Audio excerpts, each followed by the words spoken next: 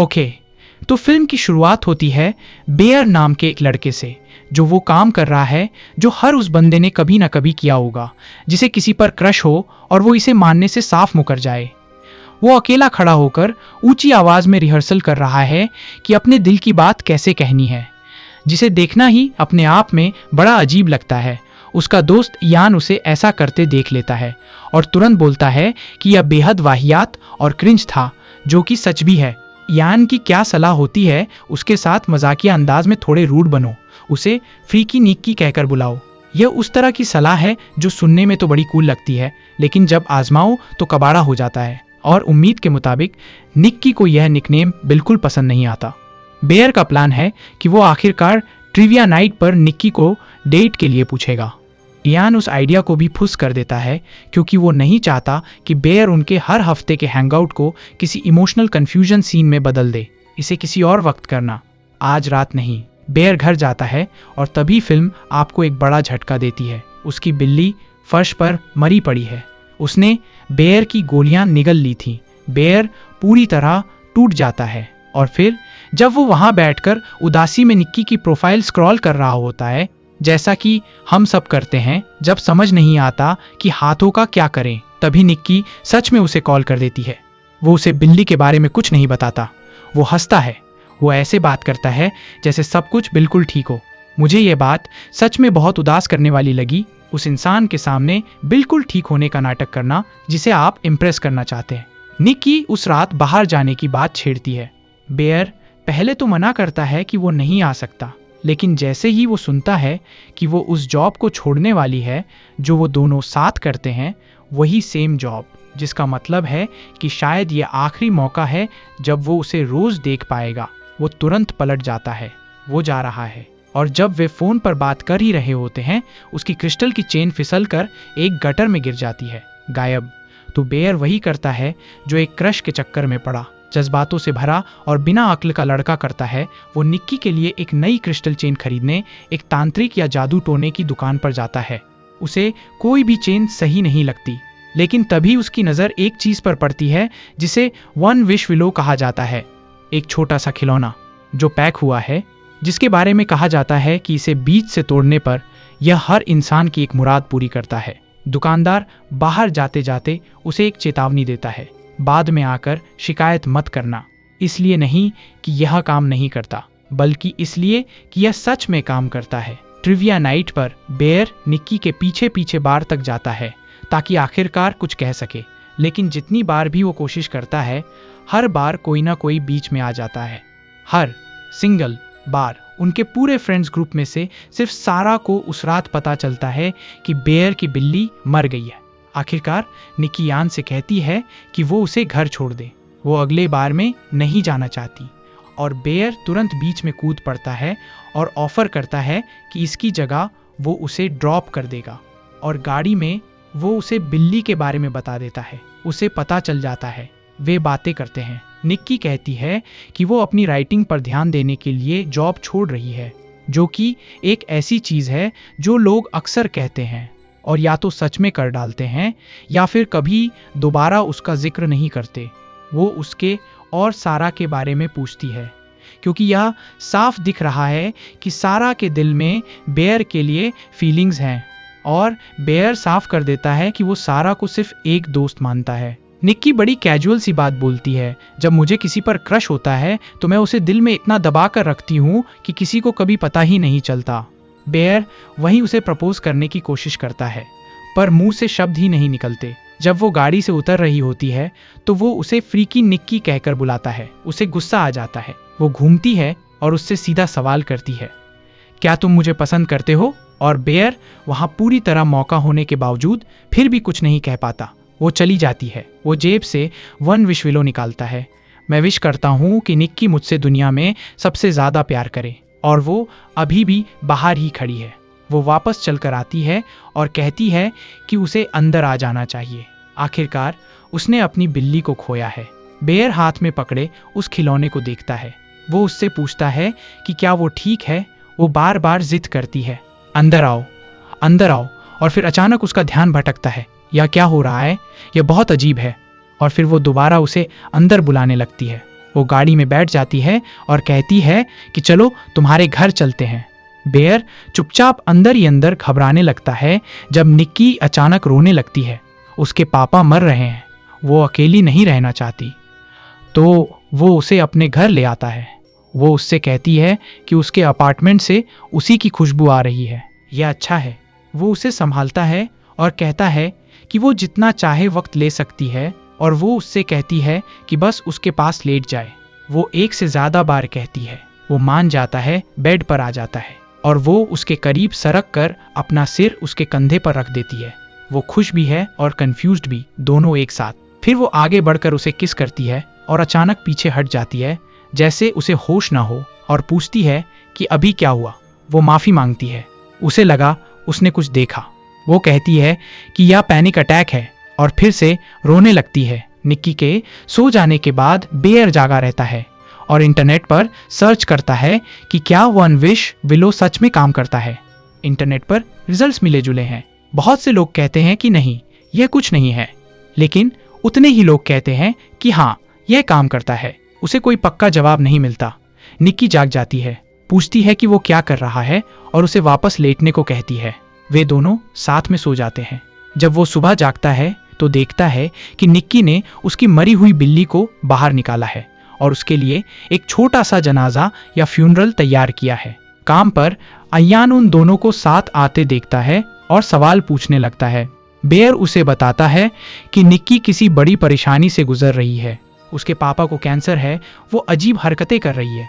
यानी बस बात को टाल देता है। उसे लगता है कि शायद वो किसी नशे में होगी।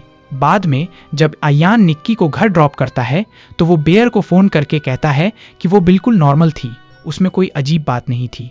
और तभी बेयर के दरवाजे पर दस्तक होती है। निक्की सज धज कर आई है। वो पिछली रात के लिए माफी मांगती है। कहती है कि वो बस बहुत नशे में थी, उसे कुछ याद नहीं, लेकिन उसे बताती है कि उनके बीच जो कुछ भी है उसे सच में बहुत पसंद आ रहा है। वो जानती है कि बेयर उसे पसंद करता है। बेयर पूछता है, क्या तुम मुझे पसंद करती हो? वो कहती है हाँ। वो कहती है कि यह बस वक्त के साथ खुद ब खुद हो गया, उसे नहीं पता कैसे। और उसके बाद कुछ समय के लिए सब कुछ बहुत बढ़िया लगता है। वे एक कपल की तरह रहते हैं, खुश, एक दूसरे में खोए हुए। इयान को इस सब में कुछ गड़बड़ लगती है। सारा को यह देखकर साफ साफ जलन होती है, लेकिन बेयर इस सब में इतना डूब चुका है कि उसका ध्यान ही नहीं जाता और ना ही उसे कोई फर्क पड़ता है। फिर डिनर के दौरान इयान का फोन आता है और वो एक ऐसी खबर देता है जो गर्म चाय पर ठंडे पानी की तरह गिरती है। निक्की के पापा नहीं मर रहे हैं। और इस सब के शुरू होने के कुछ ही समय पहले निक्की ने सारा से कहा था कि वो बेयर को अपने छोटे भाई जैसा पसंद करती है।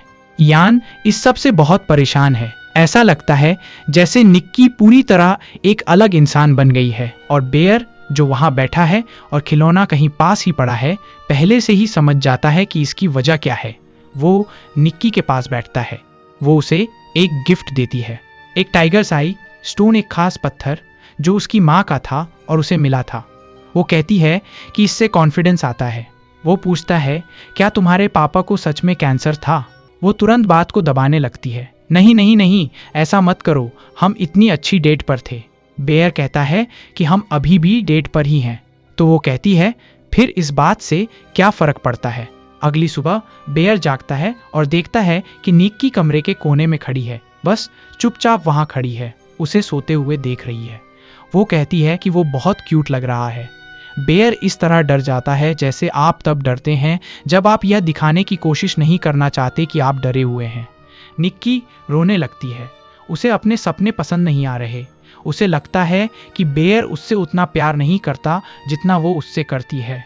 बेयर चुपचाप दूसरी तरफ करवट ले लेता है, बस उस पल को किसी तरह गुजारने की कोशिश करता है। निक्की चिल्लाती है, तुम मुझसे प्यार क्यों नहीं करते? और फिर जितनी अचानक यह शुरू हुआ था, वो पास आती है और शांति से बेड पर उसके बगल में लेट जाती है। जब बेयर सुबह उठता है तो उसे एहसास होता है कि रात में उसके बाल काटे गए हैं। वो उससे इस बारे में पूछता है। वो मुस्कुराती है। वो बात को आगे बढ़ाने की कोशिश करता है। उसे बताता है कि उसे सोते हुए देखना बहुत डरावना था, कि वो ऐसी हरकतें नहीं कर सकती और वो उसकी बात के बीच में ही उसे किस कर लेती है। वो कहता है आई लव यू। वो उससे वादा लेती है आगे से ऐसा कुछ नहीं होगा। वो अकेला ही काम के लिए निकलता है क्योंकि निक्की की आज शिफ्ट नहीं है। लेकिन बाहर निकलते हुए वो देखता है कि उसने सामने के दरवाजे पर पूरी तरह टेप लगा दिया है, उसे सील कर दिया है। वो उसे खींचकर खोलता है और किसी तरह बाहर निकलता है। वो दरवाजे पर उसके पीछे खड़ी मुस्कुरा रही है और फिर मुस्कुराते हुए ही वहीं खड़े खड़े वो अपनी पैंट गीली कर देती है। काम पर वो लंच खोलता है जो उसने पैक किया था। बैग के अंदर कुछ तस्वीरें हैं, वो सीक्रेट तस्वीरें जो उसने बेयर की मर्जी के बिना गुपचुप खींची थी। वो सैंडविच का एक निवाला लेता है। सारा का ध्यान लंच के साथ रखे एक नोट पर जाता है। उस पर लिखा है क्या फैसला है बिल्ली। बेयर सुन्न पड़ जाता है। वो समझ जाता है कि इसका क्या मतलब है। वो तुरंत उल्टी कर देता है। काम के बाद इयान बेयर से इस तरह सीधे बात करता है कि उससे बहस करना मुश्किल है। बेयर खुद ही कह रहा था कि निक्की को मदद की जरूरत है, उसका दिमागी संतुलन बिगड़ रहा है। अब वो ऐसे बिहेव कर रहा है जैसे सब ठीक है क्योंकि वो प्यार में है। बेयर कहता है कि वो उसे अकेला नहीं छोड़ रही। इयान साफ साफ समझाता है अगर तुम्हारा रिलेशनशिप हेल्दी है तो उसे एक बॉयज नाइट दोस्तों की रात से कोई दिक्कत नहीं होनी चाहिए। निक्की नहीं आ सकती। बेयर रिहर्सल करने लगता है कि वो उसे यह बात कैसे बताएगा। फिर से अकेले में रिहर्सल करना। फिल्म इस पैटर्न के साथ कुछ दिखाना चाह रही है और तभी उसे वन विश विलो के पैकेट पर एक हेल्पलाइन नंबर लिखा हुआ दिखता है। वो उस पर कॉल करता है। कस्टमर सपोर्ट कंफर्म करता है नहीं, आप विश को बदल नहीं सकते। नहीं, आप इसे कैंसिल नहीं कर सकते। यह विश तब तक रहेगी जब तक बेयर मर नहीं जाता। यही डील है। और फिर सपोर्ट पूछता है क्या आप उससे बात करना चाहते हैं और फोन के दूसरी तरफ से कहीं से निक्की के चीखने की आवाज आने लगती है। वो घर जाता है। वो बिल्कुल उसी जगह खड़ी है जहां वो उसे छोड़कर गया था। वो कहती है कि वो बस उसी का इंतजार कर रही थी। वो शावर लेने जाती है। दरवाजे के बाहर से ही वो उसे बताता है कि वो बिल्ली को पका नहीं सकती। वो ऐसा काम दोबारा कभी नहीं कर सकती। वो बॉयज नाइट का जिक्र करता है। वो कहती है कि वो भी आ रही है। वो कहता है कि इसमें सिर्फ लड़के होंगे। वो चिल्लाने लगती है क्योंकि सारा भी शायद वहां जा रही है। तो बेयर हार मान जाता है। अगर सारा जा रही है तो निक्की भी आएगी। पार्टी में चीजें बहुत जल्दी बिगड़ जाती हैं। निक्की एक जोक पर बहुत जोर से हंसती है, उस तरह की हंसी जिससे पूरा कमरा शांत हो जाए। फिर बेयर को एक डेयर मिलता है कि वो अपने बाईं तरफ बैठे इंसान को किस करे जो कि सारा है। निक्की उठकर आती है, सारा को जबरदस्ती सीट से हटाती है, खुद उसकी जगह बैठती है और बेयर को किस कर लेती है ताकि वो शर्त पूरी हो जाए। इयान पूछता है कि क्या वो ठीक है। कमरे में पूरी तरह सन्नाटा छा चुका है और फिर निक्की एक बोतल उठाती है और उसे अपने ही चेहरे पर दे मारती है बार बार। बेयर उसे हॉस्पिटल ले जाता है और फिर घर लाता है। वो वहां बहुत डरा हुआ बैठा है और निक्की उसके पास आकर बैठती है, उसे दिलासा देने की कोशिश करती है और वो बाथरूम जाने के लिए उठता है। वो पूछती है कि क्या वो दरवाजे के बाहर खड़ी रह सकती है। वो उससे पूछता है कि वो ऐसा बर्ताव क्यों करती है। वो लोगों को डरा रही है, उसे डरा रही है, यह नॉर्मल नहीं है। वो कहती है हाँ, मैं तुम्हारी फ्रीकी निक्की हूं। और बेयर उससे सच बोलने की कोशिश करते हुए कहता है कि यही वो सब कुछ था जो वो हमेशा से चाहता था, लेकिन इसे सही तरीके से काम करना होगा। उसे एक रात के लिए अपने घर जाना होगा, थोड़ा स्पेस चाहिए, बस एक रात। निक्की फूट फूट कर रोने लगती है। अपने आंसुओं के बीच वो उसे बताता है कि वो उससे प्यार करता है और वो फिर से किसी डरावनी चीज में बदल जाती है। वो उसे सोने के लिए कहता है। वो इयान के घर जा रहा है। उसे और गुस्सा आ जाता है और फिर वो एक अजीब किताबी आवाज में कुछ पढ़ने या बोलने लगती है। बेड पर अकेले रहने के बारे में एक लंबा घुमावदार किस्सा कि कैसे वो वहां गर्म लेटी रहती है जब तक कि वो धीरे धीरे ठंडी ना पड़ जाए। बेयर इस सब से पूरी तरह थक कर उसकी बात के बीच में ही उसके बगल में सो जाता है। तभी सारा का एक मैसेज आता है, मुझसे पार्क में मिलो। जब बेयर चुपके से उठता है तो निक्की नींद में ही बुदबुदाती है, मुझे मार दो प्लीज। वो सो रही है। उस अंदर कहीं असली निक्की है जो उससे इस सब को खत्म करने के लिए कह रही है। वो पूछता है कि मेरे साथ रहने में ऐसी क्या बुराई हो सकती है। वो कहती है कि वो कभी सच में उसके साथ रही ही नहीं, बस मुझे मार दो। वो चला जाता है। पार्क में सारा उसे बताती है कि निक्की उसका फायदा उठा रही है, उसके दुख का सहारा ले रही है, उसे यूज कर रही है। बेयर निक्की का बचाव करता है। सारा कहती है कि वो किसी ऐसी लड़की को डिजर्व करता है जो आसान हो, थोड़ी चिल हो। बेयर कहता है, जैसे कि तुम। और सारा के पास उस बातचीत के आगे बढ़ने से पहले बताने के लिए कुछ है। उसे आर्ट स्कूल से एक लेटर मिला है और वो उसे बेयर के साथ खोलना चाहती है, पर पहले वो उसे निक्की और इयान के बारे में कुछ बताती है। उन दोनों का 2 इयर्स तक एक कैजुअल रिलेशनशिप था। इयान को लगता है कि निक्की बेयर को सिर्फ इसलिए डेट कर रही है ताकि वो उससे बदला ले सके। सारा कहती है कि यह सही नहीं है, तुम इससे बेहतर डिजर्व करते हो। और तभी निक्की वहां आ जाती है। वो सारा को पकड़ती है और उसका सिर एक ईंट की दीवार पर दे मारती है बार बार। सारा मर चुकी है। निक्की बेयर की तरफ मुड़ती है और कहती है कि मुझे अफसोस है तुम्हें यह सब देखना पड़ा, पर एक तरह से यह तुम्हारी ही गलती है। खैर कोई बात नहीं, तुम्हारी गलती है, लेकिन हम इसे साथ मिलकर ठीक कर सकते हैं। वे सारा की लाश को ठिकाने लगाते हैं। बाद में बेयर सारा का लेटर खुद खोलता है। उसे आर्ट स्कूल में एडमिशन मिल गया था। बेयर चीख पड़ता है। वो वापस तांत्रिक की दुकान पर जाता है, पूछता है कि 1 विश विलो कहाँ है। दुकानदार ऐसे नाटक करती है जैसे उसे नहीं पता वो किस बारे में बात कर रहा है, मजाक करते हुए। फिर एक खिलौना उसके हाथ में थमा देती है। बेयर की हालत देखकर पूछती है कि तुमने क्या कर डाला। बेयर उसे बताता है कि निक्की उसके पीछे पागल हो गई है, उसे इसे उलटना या ठीक करना है। क्या वो उसके लिए यह विश मांग सकती है? दुकानदार अपनी विश पहले ही इस्तेमाल कर चुकी है, तो बेयर खुद विश मांगने की कोशिश करता है कि निक्की उसे सिर्फ एक दोस्त की तरह प्यार करे। लेकिन वो खिलौना टूटता ही नहीं। आपको सिर्फ एक मौका मिलता है। उसका मौका जा चुका है। वो इयान के पास जाता है, उसे सब कुछ सच सच बता देता है, विश के बारे में, खिलौने के बारे में, सब कुछ। इयान को उसकी एक बात पर यकीन नहीं होता। बेयर उसे एक नया 1 विश विलो देता है और कहता है कि तुम विश मांगो कि बेयर ने कभी वो विश मांगी ही ना हो, और फिर इयान निक्की के साथ रह सकता है। इयान उसे तोड़ देता है और उसकी जगह $1 बिलियन की विश मांग लेता है। आसमान से सच में पैसों की बारिश होने लगती है। बेयर घुटनों के बल बैठ जाता है। वो उस खिलौने को निक्की के पास ले जाता है, इस उम्मीद में कि शायद वो खुद इसका इस्तेमाल कर ले।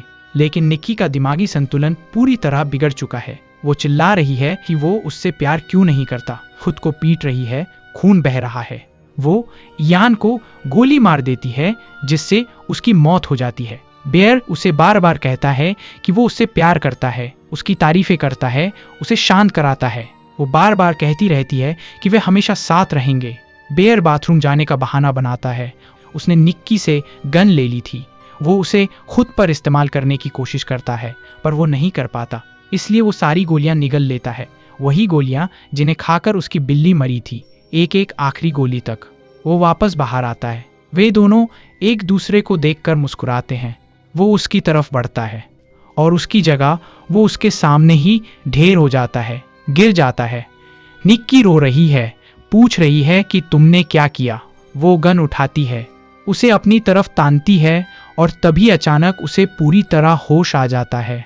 वो विश बेयर की मौत के साथ ही खत्म हो गई, जैसा कि कस्टमर सपोर्ट लाइन ने कहा था। वो फिर से पहले जैसी हो गई है और यहीं पर फिल्म खत्म हो जाती है। कोई हैप्पी एंडिंग नहीं, कोई साफ सफाई नहीं। हमें कमेंट्स में बताएं कि आपको यह कैसी लगी। अगर ऐसी ही और वीडियोस चाहिए तो लाइक और सब्सक्राइब करें।